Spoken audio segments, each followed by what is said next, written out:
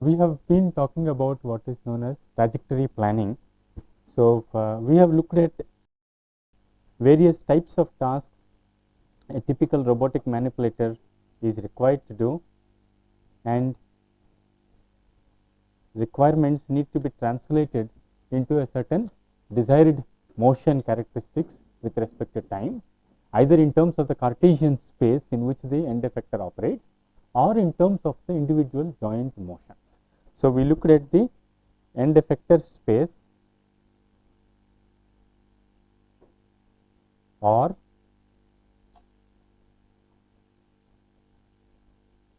joint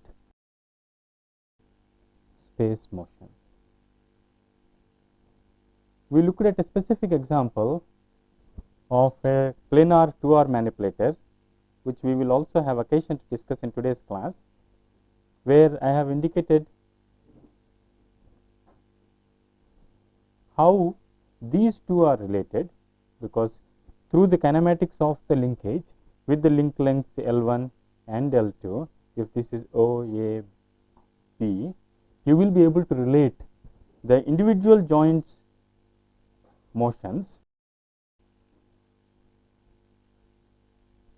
with respect to, so x, b, y, b will be the end effectors coordinates in the global xy frame, and the individual joints will have motions theta 1 and theta 2. These can be related through the kinematics of the chain, and therefore, we said we could convert this specified task to the individual joint requirement or vice versa. One is easier than the other, that we discussed in the previous one of the previous classes. And so, we looked at the simpler task of actually planning the trajectory within the joint space. So, that we called as a joint interpolated motion. One of the things that we said there was that we expect all the joints to move together. That means, all joints start and stop at the same time. Okay. Because that gives us the coordinated motion that we are looking at. Okay. So, this is your what is known as the coordinated motion. This is the case that we looked at, and we focused our attention on one single joint, and I showed how its trajectory can be planned given the specific desired motion characteristics. We looked at, for example, a given single joint. Okay. We considered a revolute joint or a general based variable theta of tau, and we said initial position is given, final position is given to begin with. So, position is given, velocity could also be given, and so we fit a cubic polynomial through these.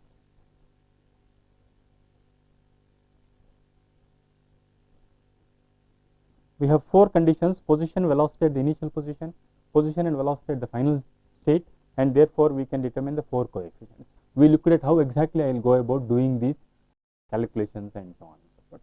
We also said in between you could have a via point being specified, and then I showed how this is modified and so on. We looked at various strategies how this type of joint interpolated motion can be achieved, how the individual joints motion in terms of position, velocity, acceleration can be planned. Okay. We look at another simple strategy of trajectory planning in today's lecture and show how these things actually reflect in a particular application example. Let us look at, for example, the another simple strategy.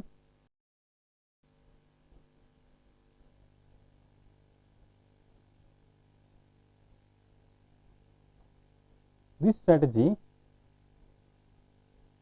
is based on the following idea, that if I want to move from one position to another position, please note that on the y axis I am trying to draw the velocity of the joint. Okay. What it tries to do is to go through a uniform acceleration phase for some period of time, maintain that uniform velocity that is achieved after some time, so that you will have linear displacement profile, and then I come back to 0 velocity. So, this is what is known as a trapezoidal velocity profile. This is one of the common strategies that is used, because this is a very simple strategy. We are talking in terms of a uniform acceleration. So, let me call this as f is point O, this let it be A, B and C. Let this time for uniform acceleration, let it be T A, uniform acceleration phase, and correspondingly this period of time I call it T D, the time I spend in uniform deceleration to come back to 0 velocity, and the in between time I call it as the uniform velocity phase. So, this motion planning, trajectory planning strategy has very simple characteristic that I rev up to a particular speed and maintain that speed, cruise at that speed for a certain amount of time, and then when I decide that it is time enough to come to rest at the final position, then I just decelerate to that final position. Okay. So, correspondingly I could have the velocity and acceleration profiles drawn. The acceleration profile corresponding to this simple strategy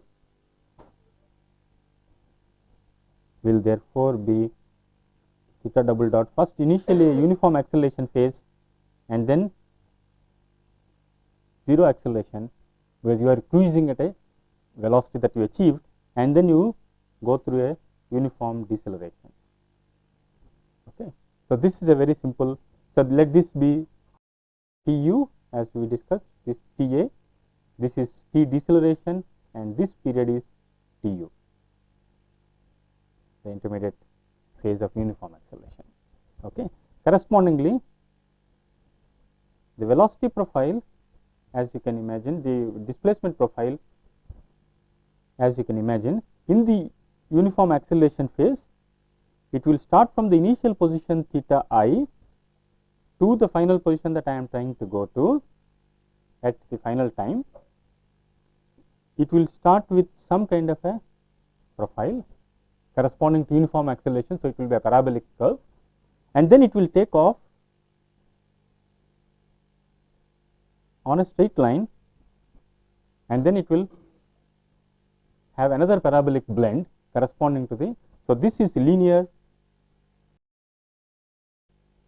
and these are actually parabolic blends, so that it will smoothly match the next segment of motion. It is essentially a linear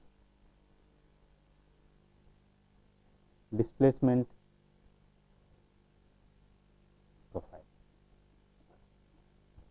So, in other words, the trajectory planning strategy that we have used using the trapezoidal velocity profile can be referred to as the linear displacement, essentially linear displacement profile. Okay. Towards the ends, you have these parabolic segments which will blend with the next segment and so on and so forth. Okay. So, we can make some simple calculations for this profile to see how the velocity, acceleration and displacement vary with respect to time, so that you move from the initial position to the final position. Okay. So, all the relations in this strategy that I will use are based on the high school physics relations that you must have worked out. Initial final velocity is initial velocity plus acceleration times the time, and the distance travelled is initial distance plus velocity plus half a t squared. These are the only two relationships that I will need to use to plan this kind of a trajectory, and therefore, this is a very simple strategy. So, let us look at A, the position A, where we are talking about theta dot, this is time. So, this is A, B, C, O, at A, because of the uniform acceleration for a period of time Ta, so theta double dot is your acceleration,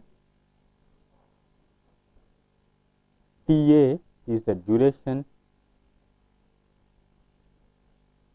therefore theta A dot is, because it is going with 0 velocity, initial velocity, it is simply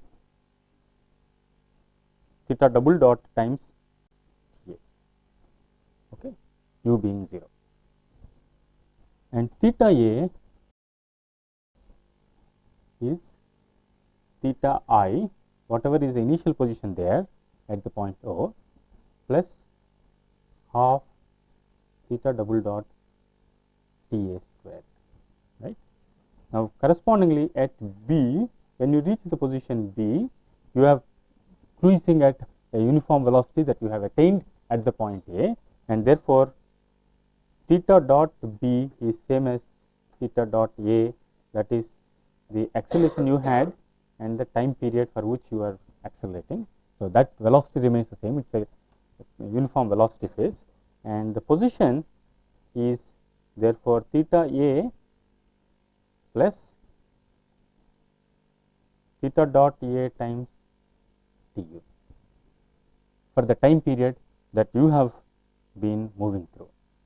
So, therefore, this will be theta I plus half theta double dot Ta squared plus theta dot A.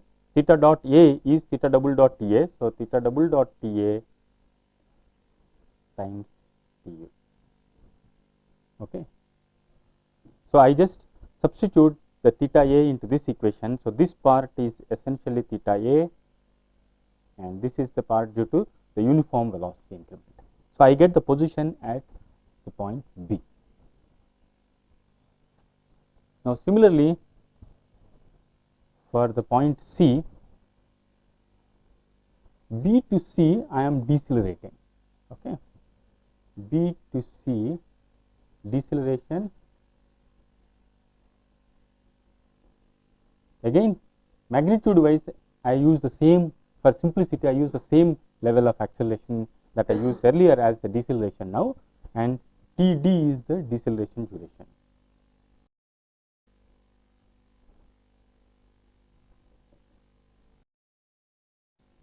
So, theta C will be theta B, whatever is the position at that point, plus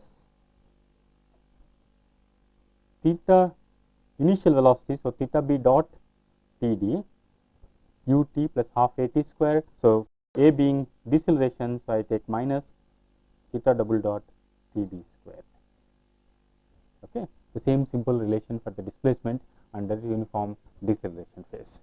Okay. So, using the previous relation that we have obtained, so theta B is theta I plus half theta double dot Ta squared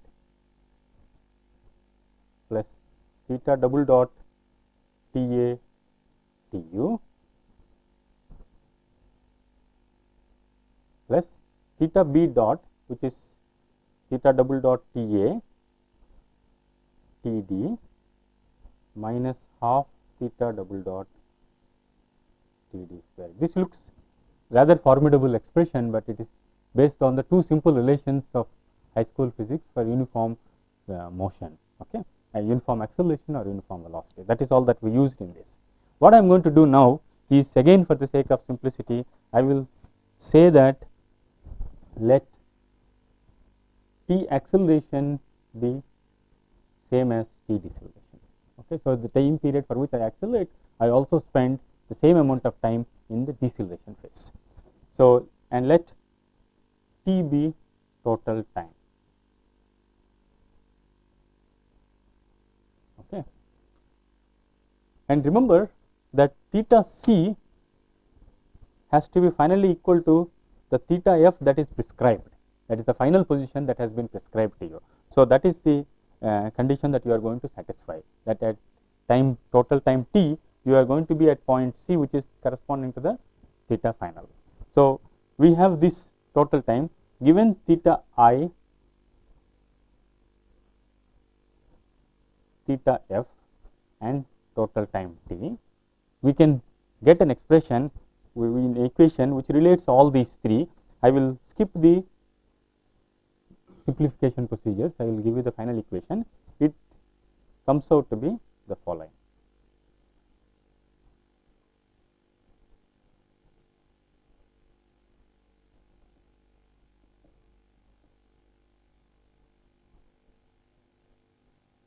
Okay.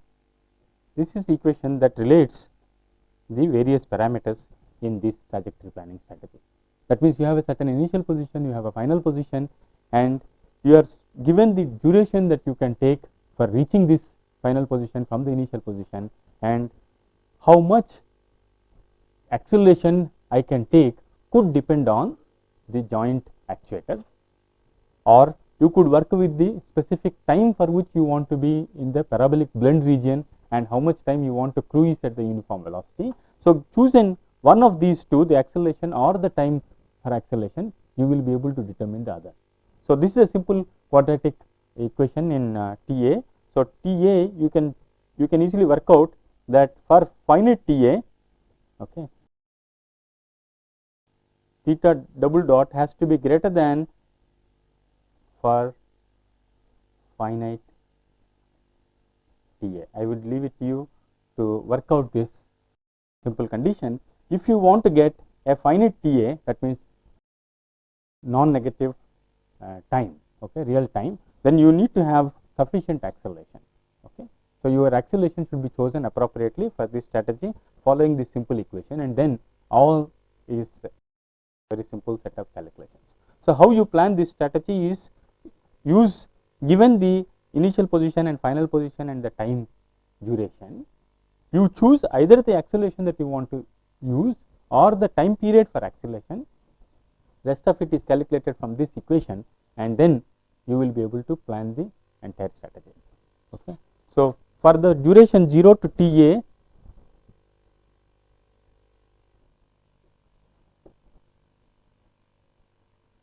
for the duration 0 to TA,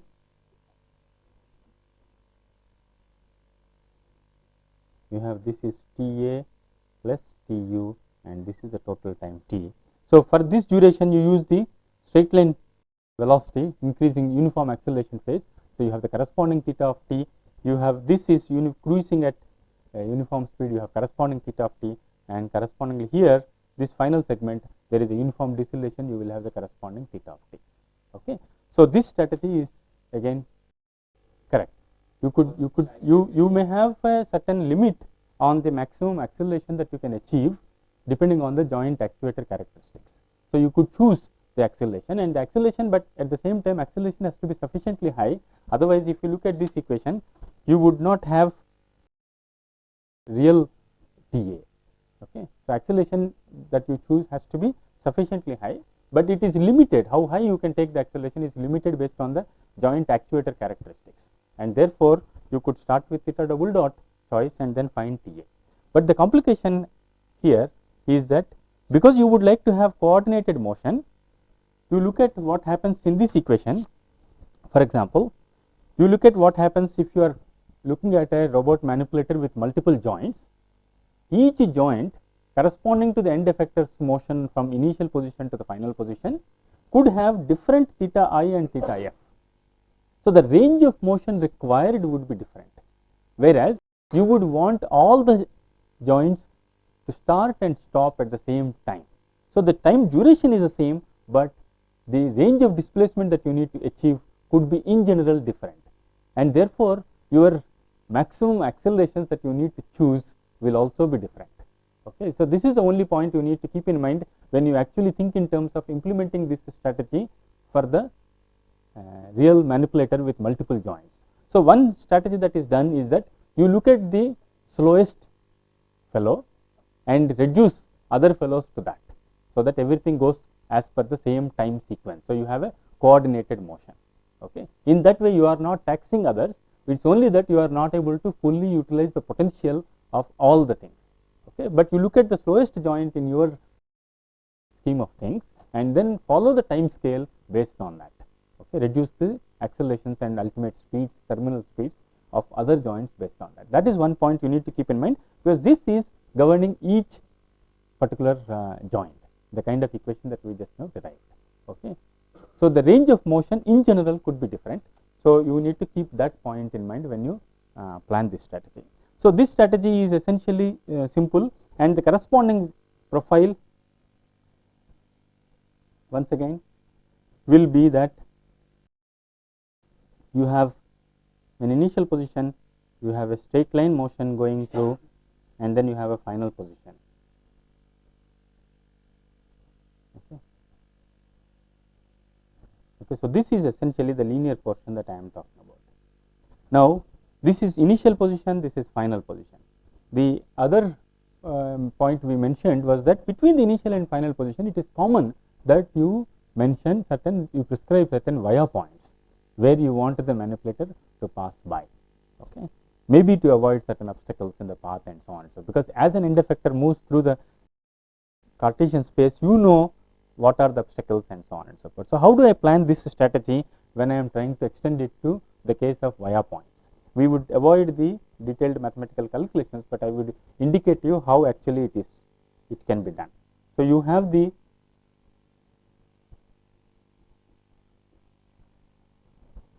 time and theta. So, you have this, okay, one point here, and then you have another point here, say a third point here, and a fourth point here, and so on and so forth in general. Okay. This is not the initial point, this is not the final point, these are a set of points, via points. We are just trying to see how the motion can be planned using this simple trapezoidal velocity profile, that is a linear displacement with parabolic blends. So, I can think in terms of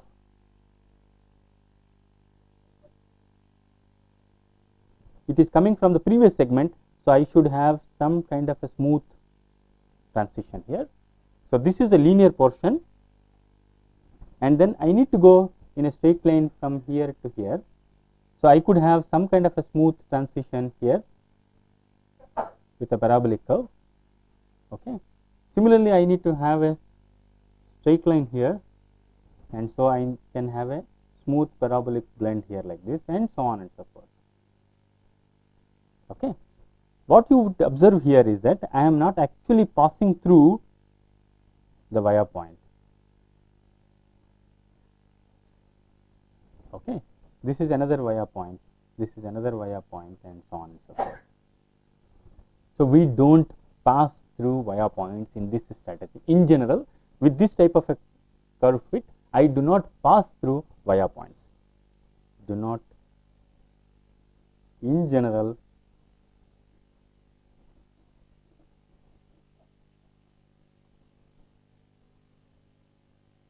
pass through a via point.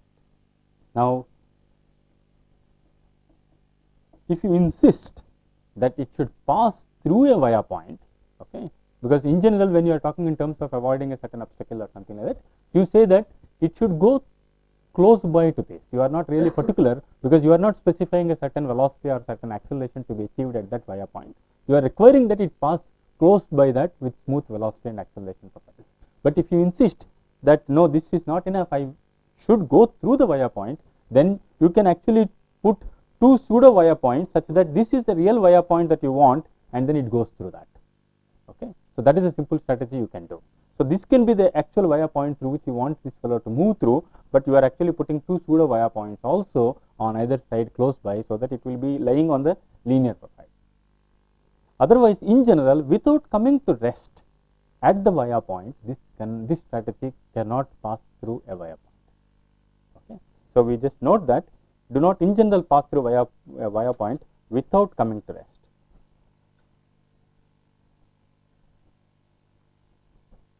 If you say that it can come to rest at that via point, then it can pass through it, you can work it out.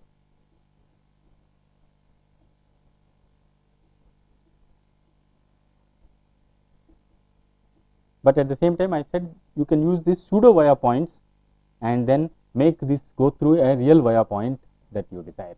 So, you can kind of beat the system with this strategy by prescribing the pseudo via points. So, this is a very simple strategy, okay, based on a simple trapezoidal velocity profile of uniform acceleration, cruising at a uniform velocity, and then uniform deceleration, and this sequence of segments you can plan and fit the entire motion. Okay. So, this is yet another strategy. Like this you can come up with several strategies for actually trajectory planning. Yes, between any two via points I am actually using a trapezoidal rule, but in the trapezoidal rule, if you see this, at time t equal to 0, my velocity starts from 0 and then uniform acceleration phase. That is why I was saying that if I am saying that it must pass through a via point without coming to rest, then it is not possible, but I can come to rest, start from rest there, then I can fit the simple trapezoidal velocity profile of uniform acceleration from 0 velocity that we just now worked out. It is possible. Okay. Otherwise, I have to define two pseudo via points and then come to the actual via point through the linear profile. Okay. But you can always modify this scheme and come up with refined strategies and so on and so forth. But the point is to keep it as simple as possible, because these calculations I have emphasized in one of the previous classes also, is that these calculations that we are talking about are offline trajectory planning strategies. I do these computations beforehand and these remain my set points for the trajectory. But real trajectory generation, motion generation has to be done in real time when the robot operates as a closed loop feedback system in real world. So, all the computations in your strategy should be possible to be done in real time when you are talking in terms of a task being done, executed in real time. So, the time consumed in general for the trajectory planning will also be a very, very important point for all these computations. Okay. So, that you need to keep in mind. So, the strategy is essentially to keep a simple scheme which does your job. Okay. So, let us look at one simple example. We have looked at various kinds of strategies, and I have indicated to you how these strategies can be planned and so on and so forth. Now is perhaps the time where we actually look at a particular example and see how these strategies perform. Okay. Let me think in terms of a simple example problem, continuing with our 2R manipulator that we talked about. So, let me say that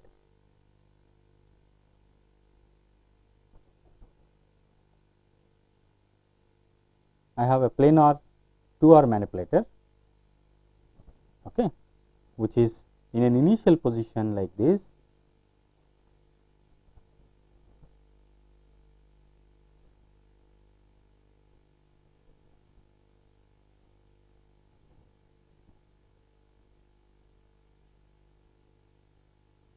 okay, initial position, this is initial. I wish to move the point B to a final position on this. For simplicity, I have taken it to be mirror symmetry about the y axis, okay, to illustrate the point. So, I choose some point here and this is some point here, this becomes some point here. So, we are talking in terms of this is the final configuration.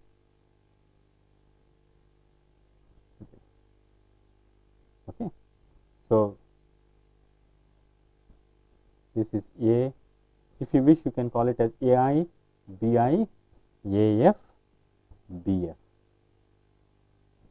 Okay. So, now we want to move it, the problem statement is therefore that I want to move the end effector point B from its initial position given by this. We can work out the specific numbers corresponding to this position from BI to BF. Use any of the strategies that we have just now discussed. For simplicity, I choose the link length to be 1 meter, 1 meter. We could choose any arbitrary length lengths. As this example, I have taken them to be simply 1 meter each. Okay. And I define this as my theta 1. I define this as my theta 2. There are two possibilities for defining what theta 2 could be. One is that I measure it always with respect to the global Cartesian space xy, the orientation of this particular link in this coordinate frame. But more convenient is to refer this in this manner. The reason why I say that this is more convenient is that if there is an actuator that is driving this link to it is likely that it will be sitting on this first link when you look at a multi-link robot manipulator. So, if it is sitting on this, then the actuator's motion is actually relative to this, the motion of this link, and therefore, it is convenient to look at theta 2 being defined in this manner. You could also always refer to this with respect to the global xy position. It does not matter really speaking which way you follow, but you just have to do it consistently throughout. That is all that is important. Okay. In this particular example, I have taken theta 2 to be in this manner. Okay. So, now x b I, or I will write here x b I f. So, I will write here x b I. The desired position I have chosen to be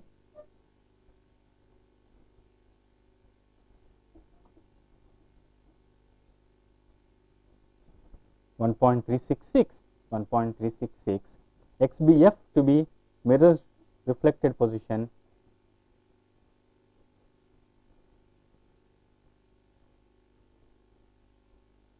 okay. So, the final position it will be on the other side of the y axis exactly reflected position. So, 1.366 remains the same, this becomes x becomes minus of this.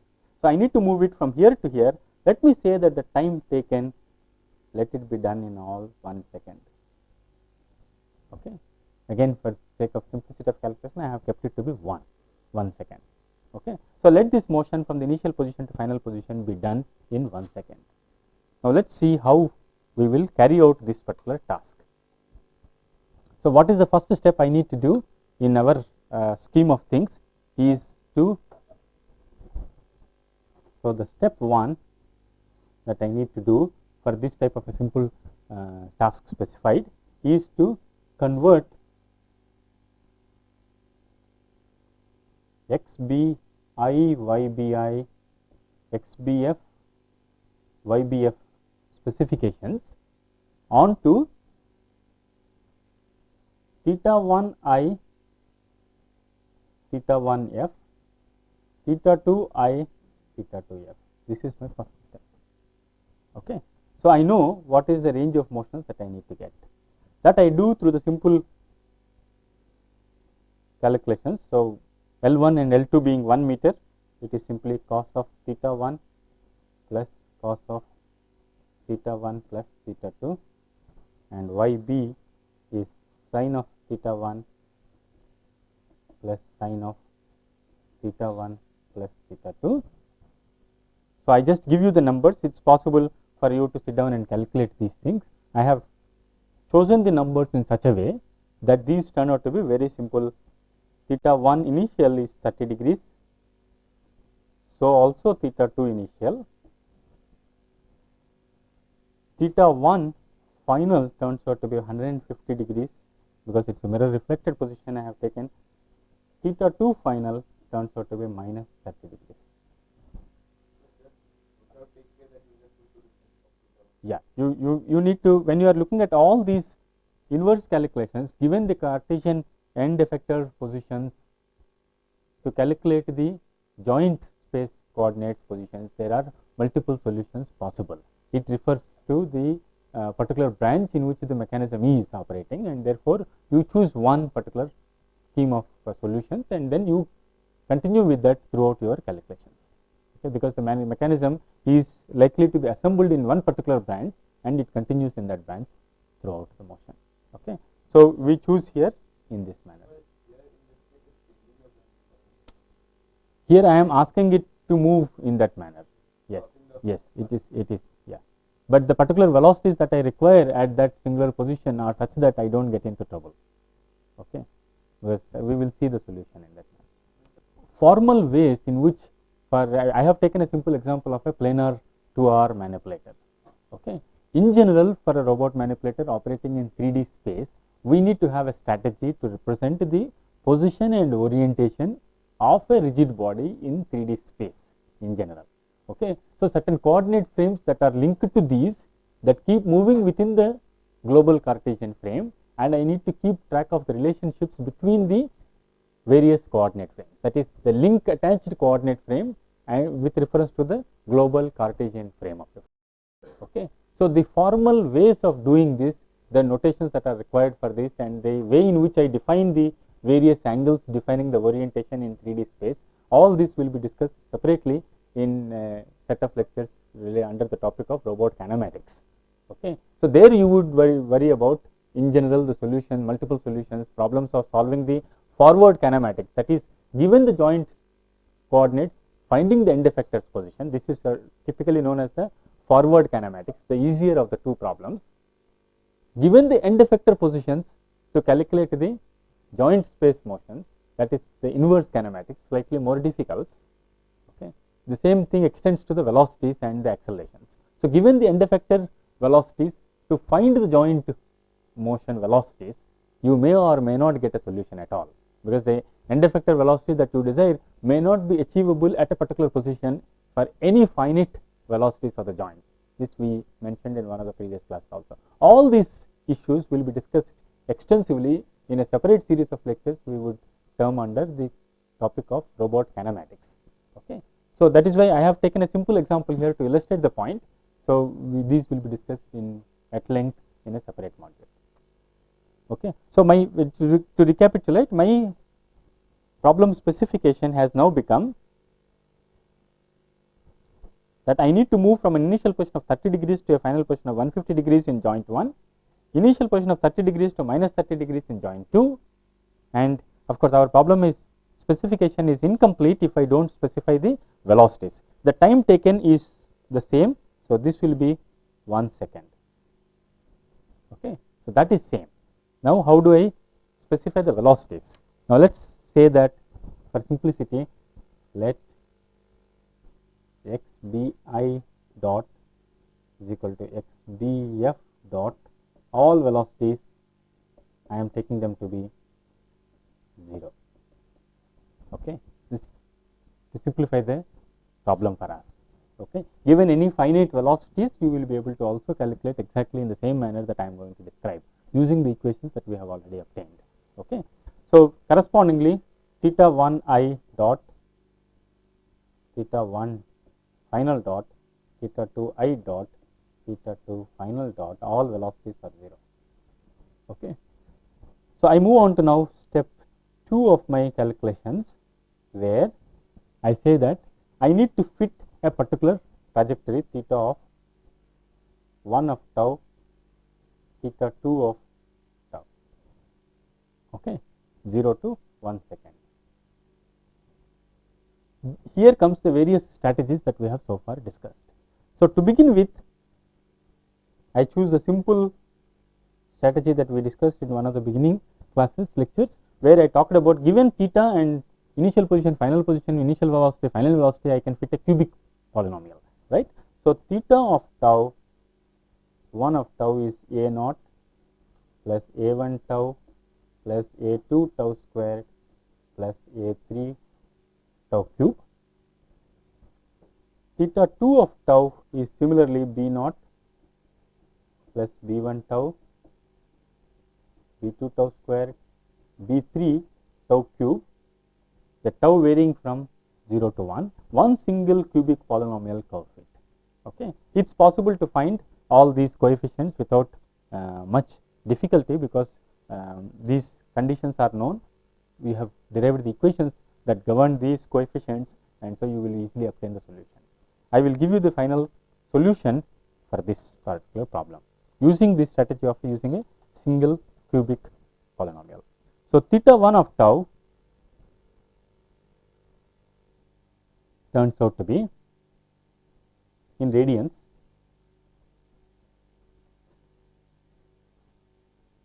minus, okay, theta 2 of tau turns out to be pi by 6 minus pi tau squared plus tau varies from 0 to 1 second. Okay. Now, let us look at, these are simple cubic polynomial strategies with respect to time for the individual joint motions, but my problem does not end here. This is the joint space coordinates. Correspondingly, I go to step 3 is to estimate x b of tau y b of tau from the forward kinematics. That is, given these two, how these vary with respect to time, I need to now look back finally at how my end effector is actually moving from this position I wanted it to go to this position, right. So, I need to do that. So, let us look at how the actual solution will behave for this strategy. So, this shows, what we show here is the initial configuration and the final configuration, and how actually it moves from the initial position to the final position. Okay. So, that is what we are trying to achieve. Okay. Each of these joints theta 1 and theta 2 will vary in a cubic manner, and the end effector finally moves the tip of the end robot manipulator, the end effector moves from point bi to point bf in this manner. Okay. It is symmetric about this particular configuration because of the various things that I have specifically chosen. Now, this therefore is some complex function of the joint motions theta 1 and theta 2 in general.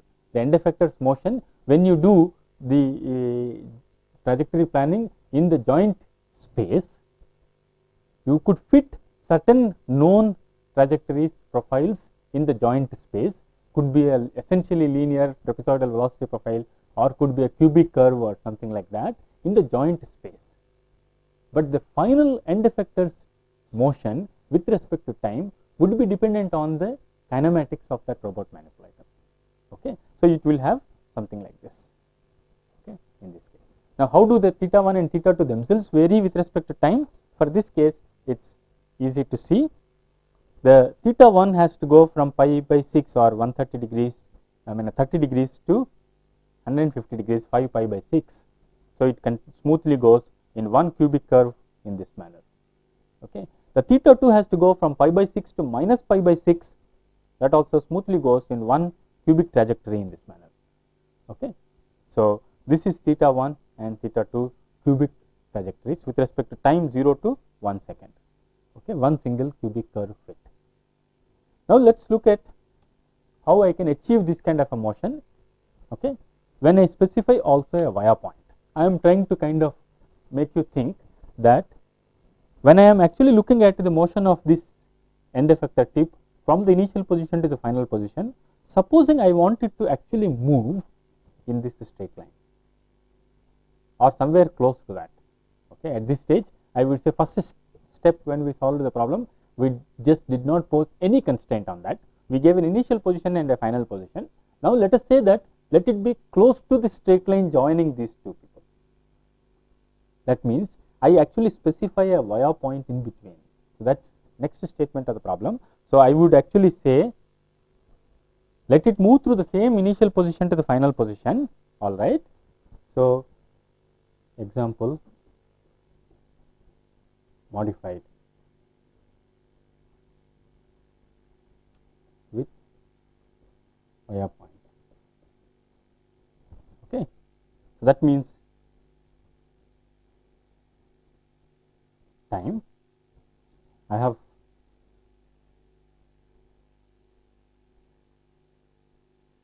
initial position, okay, I have a final position,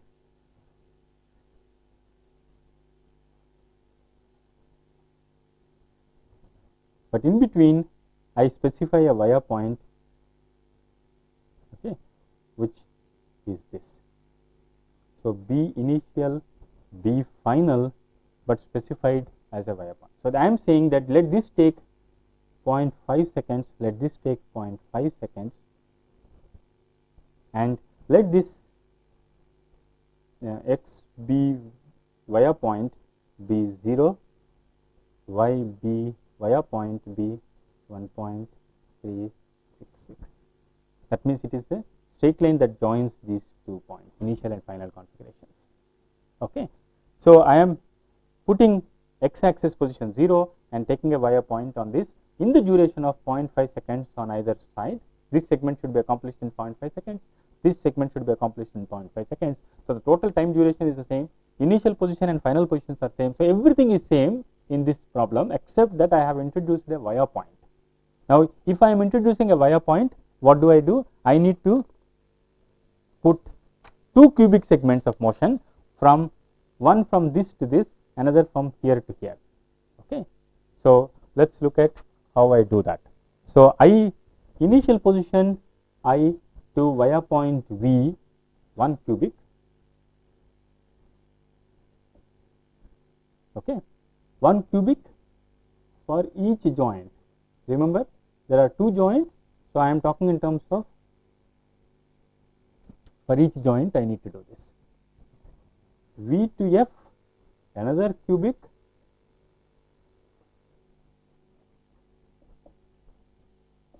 for each joint again. Okay. Now, this has 4 coefficients. This has 4 coefficients. Each cubic will have 4 coefficients. So, we need to determine 8 coefficients to be able to get the entire trajectory from 0 to 1 second. So, if you recall the discussion that we had earlier, what we are going to do is to say that initial position and velocity is specified here. So, 2 conditions, final position and velocity is specified. So, 2 more conditions, 4. I am going to specify that this position should be retained when I come from this side or I come from this side when I start off from here.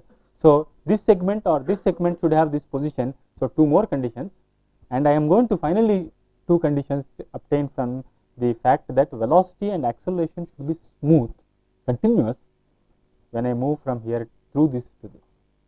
Okay. So, totally I will have 8 conditions, 2 here, 2 here and 4 here. So, I will be able to solve for the 8 coefficients. I am skipping the calculations, I will just show you the results, but the issues that are involved you need to be aware of. So, we will use all the equations that we gave earlier schemes and then find out all the 8 coefficients, 4 coefficients for this segment and 4 coefficients for the other segment. Okay. Initial position to the via point to the final position.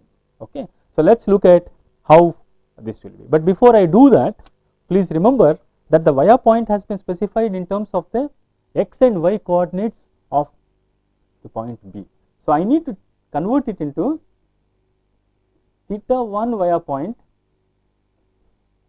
theta 2 via point, because I am doing the trajectory planning in the joint space. I need to always convert it into the joint space. So, that is an extra calculation I need to do. When the via point is conveniently specified, it is for the user operator convenient to specify it in terms of the motion of the end effector in a desired near straight line path.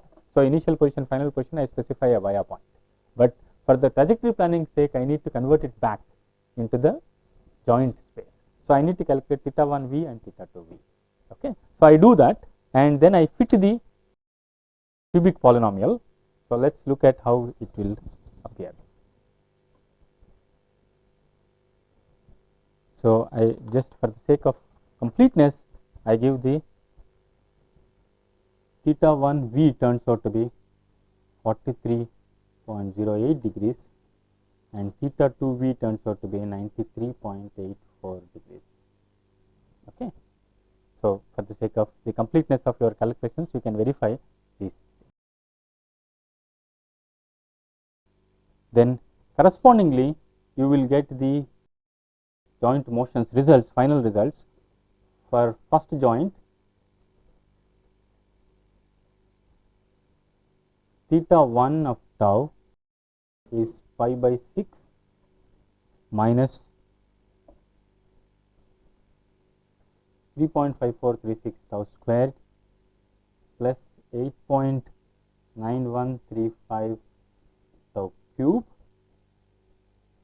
Similarly, theta 1 of tau is, this is 0.7519 radian. So, 0.7519 plus pi tau plus 9.8267 tau squared minus 17.2911 tau cube. So, this is from the initial to the via point to the final point. each time tau varies from, please remember that tau is a local coordinate, time coordinate, always varying from 0 at the segment's beginning and whatever is the corresponding time at the end of the segment. So, 0 to 0.5 in each of these segments. Okay. So, the expressions, cubic expressions are given. Similarly, you can get the expressions for the second joint. So, I will skip that. Let us look at how actually the motion itself will look like. So, I have tried to capture here how the motion of the end effector is from BI to BF through a via point that has been specified. Okay. When you look at the via point, it is illustrative that you look at how the configuration of the manipulator is in that via point. Okay. For this via point, the end effector to be here, then you are talking in terms of the manipulator taking this kind of configuration for the kind of numbers that I have just now given. So, you are expecting that theta 1 should go from its initial position to the final position through a via point configuration. This theta 2 should go from here to here through a via point configuration. Okay. The actual trajectory that you get for the point A and the point B is shown here. It is closer to a straight line than the earlier one, but definitely not a straight line that you require. Okay. So, if you insist on having a straight line, then you have option to specify many more via points and make sure that it is as close to a straight line as you wish. Okay. Or you could specify, if you say that it is a particular type of weld profile that I am trying to do, then I specify actually the motion of the B exactly as an equation, as a function of x and y, okay, the trajectory that I want to get. Okay, that becomes a continuous path problem. So, we are talking in terms of continuous path being approximated with sufficient number of via points, so that I come as close to it as possible, or the other way is to actually specify this continuous path as a function, as an explicit function of x and y and so on and so forth. So, then you have to work out the joint motions to achieve this, okay, exact straight line that you wish. Okay. But once, remember that once you specify these positions, x and y coordinates of this, for example, in this particular case, and the time that you can achieve, time duration that you can take for all these intermediate positions as a continuous path, then your complete motion is prescribed. You have no freedom to choose theta 1 and theta 2 in any manner that you want. This can only be directly computed from the specified trajectory for this particular example. The moment somebody specifies how the end effector should be as a function of x and y, the trajectory is given to you and the time is specified to you. So, the positions, joint velocities, everything gets fixed. Okay. So, this is an approximation to that, just to illustrate how a via point can be used to make it move through some profile. Okay. So, now let us look at the two joint motions. Theta 1 continues roughly the way that it was from pi by 6 to 5 pi by 6. It was smoothly going through one cubic segment earlier, but now we have two cubic segments at about this point, 0.5 seconds. So, theta 2 has a major upheaval. Okay. We have one cubic segment here and another cubic segment here. I try to capture these motions together for your benefit of understanding. So, if you look at this, to compare these two strategies, in the first strategy where I had no via point, I am using the single cubic curve fit for the entire trajectory motion. It goes in this motion. For the second case where I try to bring it closer to being a straight line from this to this, I have specified this point and therefore, I have got some curve like this. But this in this case is indistinguishable in either case on the scale of this plot. It is indistinguishable. So, you will see a single curve here, the motion of this. Okay. The joints motions themselves are compared in this curve, where in the duration of 0 to 1 second, okay, you have theta 2 going from plus pi by 2 pi by 6 to minus pi by 6 with a smooth single continuous cubic curve in the first case, but it goes through a via point in this manner in the second case. Okay. This is theta 1 in the first case without a via point and theta 1 with a via point. Okay. So, the joint motion trajectories that you get when you specify these via points, following this strategy could be very different, and you can use all the equations that we have discussed in all these strategies. You can vary this strategy, use the simple trapezoidal profile also, or use the 4-3-4 strategy that we discussed in one of the classes, and so on and so forth. So essentially you can do this, but if you insist that I need to be able to specify the Cartesian space motion of the end effector, I insist that this has to be straight line path or any such complex curve, because for example, if you are doing the end effector is holding a welding gun and you are actually welding two parts together on, say for example, an automobile body frame. Okay. So you have a particular xy relation that the end effector point should move through. You cannot have an approximate relation there. Okay. So if you specify that, then your joint motions have to be computed accordingly. But there is just one danger I want you to be aware of when you look at that kind of trajectory planning in the Cartesian space. Okay. If I modify the same example problem and I say that I have a 2R manipulator, but the first link is say 1 meter, okay, as we have taken, but the second link is only say 0.25 meter. I mean, just to illustrate a point, I am taking some numbers. Okay. Then you can easily visualize that there is a center circle of points of radius 0.75 meter. When this tip B collapses with this, then you trace the circle. These set of points cannot be reached by the end effector at all. Okay. So if the user wants to go from a point A or initial position I to a final position F, he unintentionally specifies a straight line path. All the points on the entire straight line path must be reachable by the end effector. Okay. So you are talking in terms of complex kinematic relationships for a 3-dimensional motion of a robot manipulator end effector to be kept in mind by the user, by the operator, before he specifies a particular trajectory in the Cartesian space. So it is usually difficult to ensure that these type of kinematic constraints are not violated.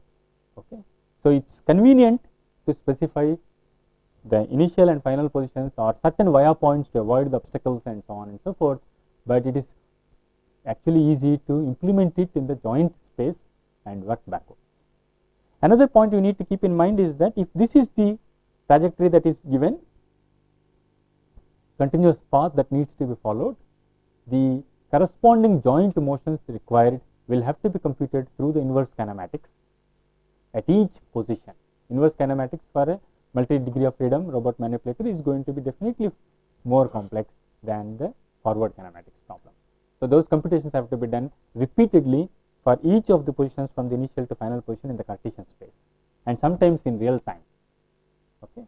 So this is another point you need to keep in mind. Okay. And some of these positions, even if they are reachable, they could be close to singular configurations. Then you will require joint velocities to be significantly large to achieve the kind of motion that the operator has specified for the end effector tip when he is trying to plan the trajectory in the Cartesian space. So when we looked at the joint interpolated motion, we considered that yes, it is possible to do the joint, Cartesian space trajectory planning, but now we are in a position to appreciate the nuances involved in the planning of the trajectory in the Cartesian space. Yes, it is possible to do it, but there are certain tricky issues that you have to keep in mind. Okay. So overall, if you look at the trajectory planning problem that we looked at, we have kind of decomposed it into two parts. I first said the Cartesian space trajectory that somebody desires, okay, is split into joint space. Then in the joint space, for each joint, I said we split it further into two problems, that is offline trajectory planning and the online motion control, motion generation and control. And we looked at the problem of motion planning, trajectory planning offline, how various strategies can be used to get these motions. then these remain as set points. When the motion is actually generated in real time, lower level control algorithms based on the joint position feedback with the encoders or whatever sensors that you have at each of the joints try to achieve these set points. That is the way we have neatly decomposed the problem. But one issue that we have not really addressed is how does the operator specify these points. I have all the time said that this is the via point, this is the initial position, that is the final position, and so on and so forth. So the operator for a given robot manipulator should be able to specify these points. Okay, that is where you talk in terms of teaching the robot manipulator these executable tasks, the tasks that it needs to execute. Okay, this is a fairly complex problem in itself, depending on the level of intelligence the robot manipulator has. If you are not assuming any level of intelligence in this, you can actually teach that through a skilled worker. So we can teach the robot manipulator through specific points, point to point,